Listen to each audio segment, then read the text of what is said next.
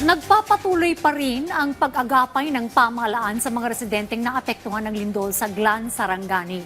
Sa katunayan, mas pinalawig pa ang recovery and response efforts.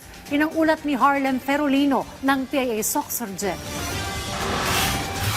Mahigit isang linggo matapos ang malakas na lindol na yumanig sa katimugang Mindanao, marami pa ring residente sa bayan ng Glan, Sarangani Province ang naninirahan sa mga evacuation area at makeshift shelters ngayong nagpapatuloy ang mga aftershock.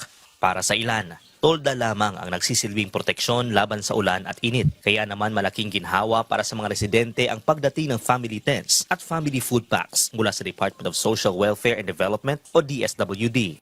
Mula sa Raja Buayan Air Base sa General Santos City, sakay ng Black Hawk helicopter ng Philippine Air Force. Nagtungo sa Glan ang mga miyembro ng Regional Disaster Risk Reduction and Management Council o RDRRMC-12, DSWD at iba pang response agencies upang maihatid ang kinakailangang tulong sa mga komunidad na naapektuhan ng lindol.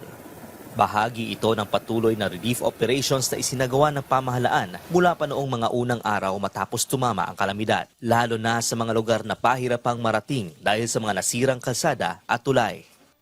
Malipay kayo mo sel kay na may diri kay sa una pag-abot namo diri halos nabasa mig ulan kay mahadlok man mi diha sa eskwelahan kay inigdinog daga na pud mi diri. Save me kung diri ko sa gawas lalo na kung naka-attend especially ang mga bata. So daghan kayo sa mga sa government po. Ngunit sa kabila ng mga naihahatid na tulong, nananatili pa rin ang iba pang pangangailangan sa ilang komunidad. Sa Barangay Batulaki, kabilang sa mga nakapanayam ng PIA Soxurgen ang isang bagong panganak na ina na patuloy na naninirahan sa pansamantalang silungan kasama ang kanyang pamilya habang naghihintay ng karagdagang suporta. Kaning trapal mo ra di man jud siya makakuan jud sir survive kay tulo jud siya sir importante ra jud ang mga bata jud sir mo safety kay luoy pud kayo. Ay ako ra yung hangyo sir nga natabangan mi sa mong tuluganan niya sa mga pagkaon, tubig para sa mong mga anak. Ayon sa Regional DRRMC ng Soxurgen, mahalagang magkaroon ng malinaw na datos mula sa mga apektadong komunidad upang magsilbing gabay sa mga susunod na hakbang ng rehabilitasyon ng pamahalaan.